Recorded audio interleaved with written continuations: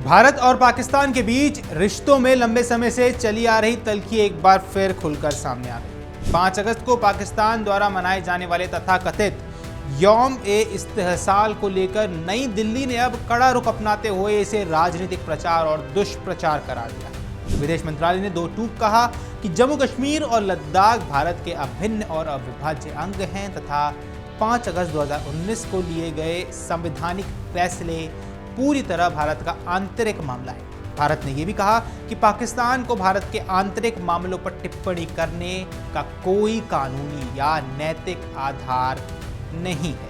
नमस्कार, आप देख रहे हैं अमर उजाला, मैं हूं आपके साथ साहिल सुयाल। दरअसल ये बयान ऐसे समय पर आया है जब नियंत्रण रेखा यानी कि LOC पाकिस्तान अधिकृत कश्मीर POK और दोनों देशों के बीच कूटनीतिक संबंध पहले से ही तनावपूर्ण बने हुए हैं।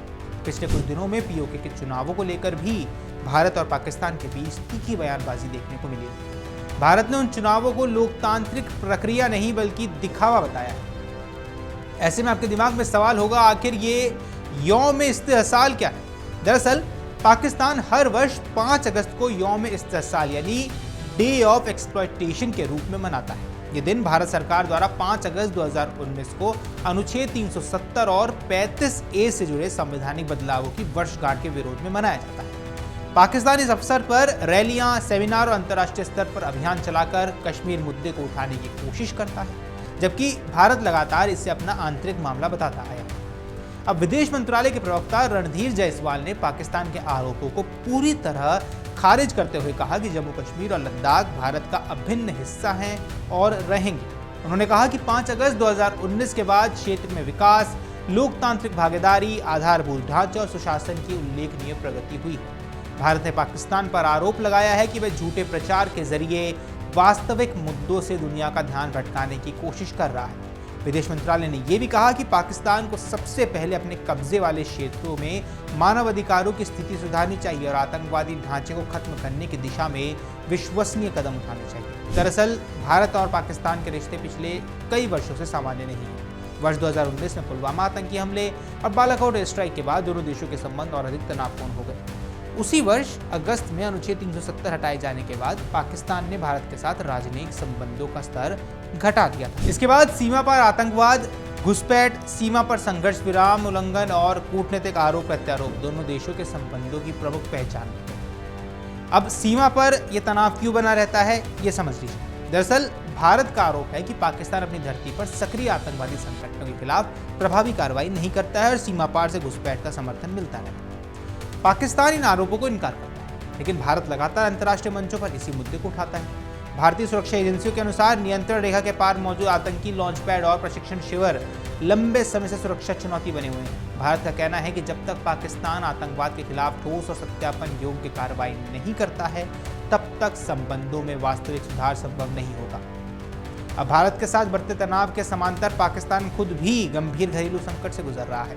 देश इस समय आर्थिक संकट, ऊंची महंगाई, विदेशी मुद्रा भंडार पर दबाव, राजनीतिक अस्थिरता और सुरक्षा चुनौतियों का सामना कर रहा है। बलूचिस्तान और खैबर पख्तूनख्वा जैसे क्षेत्रों में लगातार सुरक्षा घटनाएं सामने आ रही हैं। कई स्थानों पर सरकार विरोधी प्रदर्शन और अलग अलग राजनीतिक दलों के बीच टकराव भी बढ़ गया है। अब विश्लेषक मानते हैं कि ऐसे समय में पाकिस्तान का मुद्दा पाकिस्तान की घरेलू राजनीति में महत्वपूर्ण भूमिका निभाता है और अक्सर इसे राष्ट्रीय विमर्श का हिस्सा बनाया जाता है। हालांकि इस पर अलग अलग राजनीतिक मत का भी मौजूद है। दरअसल POK को लेकर विवाद बढ़ चुका है। हाल ही के दिनों में पाकिस्तान अधिकृत कश्मीर में हुए स्थानीय चुनावों पर भी भारत ने तीखी प्रतिक्रिया दी थी। विदेश मंत्रालय ने आरोप लगाया कि वहां लोकतांत्रिक प्रक्रिया निष्पक्ष नहीं थी और स्थानीय लोगों की आवाज को दबाने के लिए बल प्रयोग किया गया। अब भारत ने यह भी दोहराया कि पूरा जम्मू कश्मीर, जिसमें पाकिस्तान के कब्जे वाला क्षेत्र भी शामिल है, भारत का अभिन्न हिस्सा है। साथ ही पाकिस्तान से अपने कब्जे वाले भारतीय क्षेत्रों को खाली करने की मांग भी दोहराई गई है।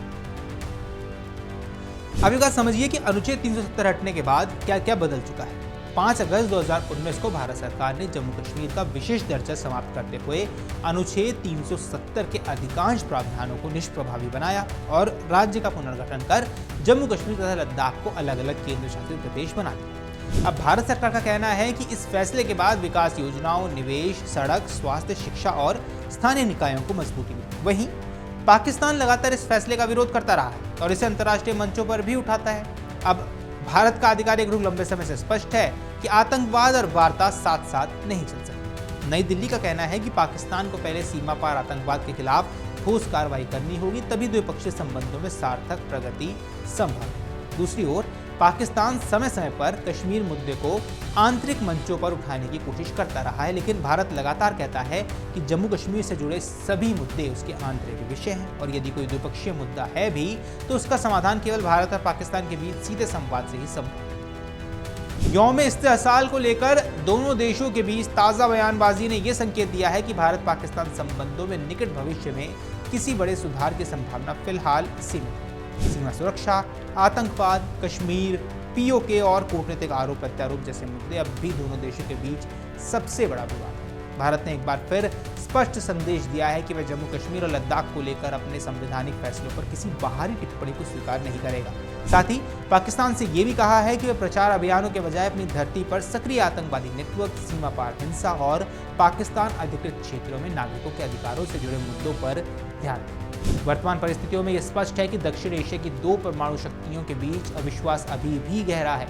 जब तक सुरक्षा, आतंकवाद और राजनीतिक मतभेदों पर कोई ठोस प्रगति नहीं होगी, तब तक भारत पाकिस्तान संबंधों में स्थायी सुधार की राह कठिन ही बनी रहेगी। अब इस पर आपकी जो कुछ भी राय है हमें कमेंट सेक्शन पर जरूर बताएं। फिलहाल के लिए इस वीडियो में इतना ही। नमस्कार। अगर आप ये वीडियो YouTube पर देख रहे हैं तो हमारे चैनल को सब्सक्राइब कर बेल आइकन दबाएं और Facebook पर देख रहे हैं तो हमारे पेज को लाइक करें।